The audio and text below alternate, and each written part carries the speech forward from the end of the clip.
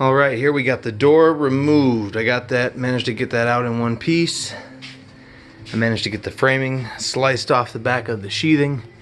All in an effort kind of here. This is good to do anyway, but specifically on this project, this sheathing is unique, and it would be difficult to come by. It's like a T111, which is what this is. You know, but I can, you know, this is like 7 or 8 inches here, whereas obviously this is more like 12 or 13, maybe 14. It's just a unique siding material that I can't go get. So if we're moving the door over there, I'm gonna need to take some, and I'm hoping to be able to put it back over here and do a little technically magic effects to tie that back in there and make it disappear to your eye. So we're gonna work out that. I would like to find a pocket. I would like to find a door slab like this style. These 5 light.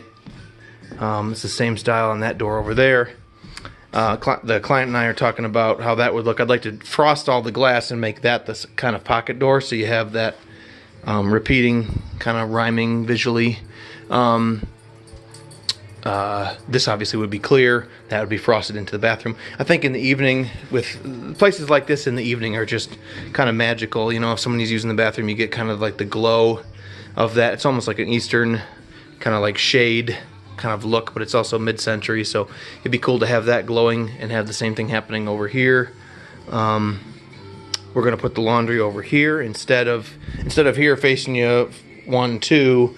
We're gonna put it over there 1, 2. So we've kind of got that mocked out, and obviously the ceiling has been vaulted. And I'm going to attack this situation. Usually there's 2 different kind of rafter schools of thought. The way this structure works is that each rafter comes together at the top on the ridge, and then they've been tied together with a tie, which doubles as a second floor joist, but it's a rafter tie, and that pulls that one in this way, it pulls that one in that way, and it defines a triangle here, which gives strength. And then again in the floor box, we've tied the bottom of them together, and that creates more strength as a series of triangles. Now over here, we've removed the ties. So at a certain point here, right now that ridge is cantilevered out, and then this wall is built in underneath it to a certain extent, so it has some support, and we haven't taken much of this away.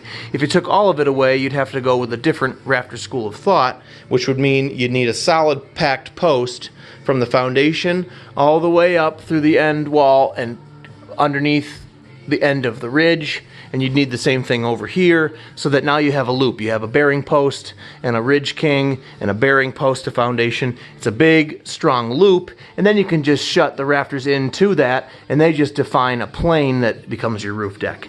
They need to be sized correctly so that they can't belly and sag inward as a plane, but they don't need to be tied necessarily across. So we've moved from the triangular truss sort of arrangement of rafter here, and we need to basically have a bearing post to be, we'll probably be just fine here, but as a best practice we're going to go for a bearing post situation, which means we're going to go up to the end of the ridge king, and we're going to go right from him to the header of this window underneath him, and then we're going to add to both sides. We're going to run along past the side of each end of him and pin into him, so you've got like a U shape to this header.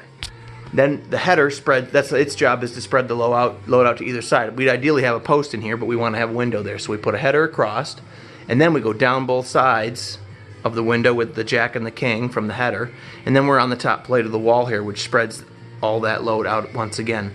What I'm going to do is supplement right underneath the jack and the king from the window. After we go down, over, down, I'm going to add a pair right here, which not only spreads the load out across the top plate, but it spreads it into this header, and then that header has a jack under it, both ends that go down to the floor plate, and that's right on the rim joist as well. So then we're right on top of the foundation basically, and we'll do the same thing over here. So basically what it means is I need to have 3 little short pieces of lumber installed to the sheathing up there to get us to the header, and I need to put a couple little cripples underneath there and underneath there, and then in this situation these are blocked for kitchen cabinets. That's just trash I'll rip out of there, but I'll do 2 full length 2x4s down to the floor plate here, so there will be structural integrity all the way up, and that will essentially bear the end of the king, and it'll become that style rafter theory on this end of the building, and it'll move into this style as we go down here, and everything will be structurally copacetic, and then we'll cover it. We could probably get away with just covering it and skipping that, but we're going to do it anyway because it won't take very much and it'll just be peace of mind. And then we can put our electricity in and cover the wall with drywall.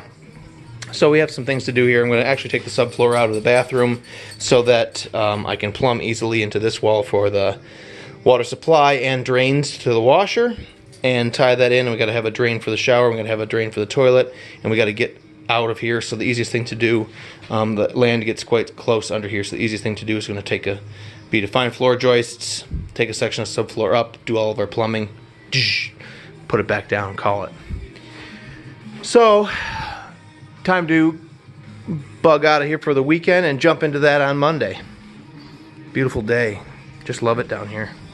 Can't beat working for yourself in places like this. The client's been excellent, and the environment's been excellent, and we've made great headway, and little Dashy's feeling it. So we'll see you soon.